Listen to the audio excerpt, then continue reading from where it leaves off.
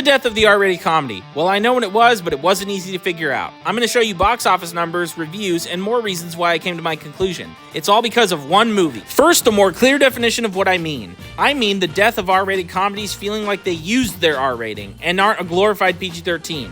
Obviously, R-rated comedies still come out, no matter how infrequently. I looked at important milestones in the genre, and we can't forget that 1984 is when the PG-13 rating was created. I obviously think it died more recently than that, but I went through the box office results and determined the 80s and 90s are safe. That means we're moving on to the 2000s. Let's start with American Pie 2 in 2001, which made a boatload of money considering it's a sequel. Wedding Crashers in 2005 made a dent. Borat in 2006, okay, this is 1 year before Knocked Up in 2007, which I considered a waste of an R rating. But Knocked Up is still a great movie at least. Superbad, also in 2007, is super beloved. Tropic Thunder, which is 2008, did $200 million worldwide, but was nearly a waste of the R rating. Obviously, The Hangover first came to mind from 2009 because there arguably wasn't a bigger R-rated comedy hit afterwards. That doesn't mean R-rated comedies stopped trying to be rated R, it actually meant they were trying harder. I think we're safe. On to the 2010s. Let's talk about 2012, specifically Project X. Project X is my favorite movie of all time, I'm not kidding.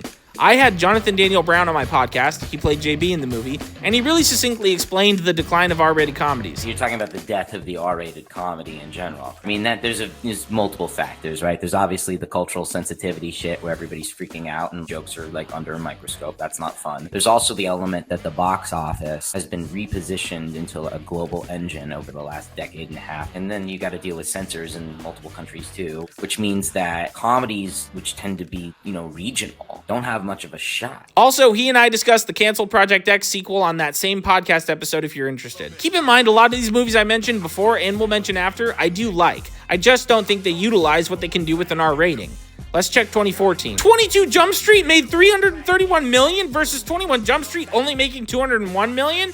How did the third entry get screwed over? Neighbors made $270 million, and that's definitely an underutilized R rating. Horrible Bosses 2 made $107 million versus Horrible Bosses 1 making $209 million. That's cutting the total in half, and the quality declined even more. A Haunted House combined box office is $85 million, and the combined budget is $6.5 million, so keep that in fucking mind, you fucking haters. What this helped me realize is that 22 Jump Street made more than 21 Jump Street. I knew that, like in general, but I mean for this topic. I had yet to consider it as the death moment, but I don't think that it is the death moment. However, let's still look at 2014 flops, because it may still be the year. Sex Tape is first up, and it's a flop. Whoa, it's not? $126 million against a $40 million budget? Let's Be Cops isn't a flop either. $138 million against a $17 million budget? That's even better returns. The Interview, wow, hold up. This could be it, maybe? Think about it. It barely released in theaters, and I believe that total was $11 million against a $44 million budget. I can't imagine that includes the at-home money it made. The Interview could be the death of the R-rated comedy. Let's check 2015's R-rated comedies just to be sure. Spy did $235 million worldwide, and it's definitely not utilizing the R rating, which isn't good for the movies this year that did utilize their R ratings and made less than this movie. Adam Sandler's first Netflix comedy came out in 2015, as well as Will Ferrell's PG-13 comedy doing 5 times the budget and spawning a sequel 2 years later that made nearly 3 times the budget. I think it's pretty obvious that The Interview did it. It was given a threat if put in theaters. But do you want to know what could have brought it back had it not flopped? Strays. Strays fully utilized its R rating, but it flopped, so the rebirth of R-rated comedies has yet to happen. I'd really like to ask, do we need it? We've had plenty of all-time comedy classics, and technology improvements don't really change the way a comedy is approached most of the time. There are still comedy movies and TV, and you can rewatch your favorites. I'd argue, at least right now, maybe it's fine we don't have them back. Look back on the bad comedies from before the death, and at least respect the fact they still tried to push the envelope. The last hard R classic comedy was...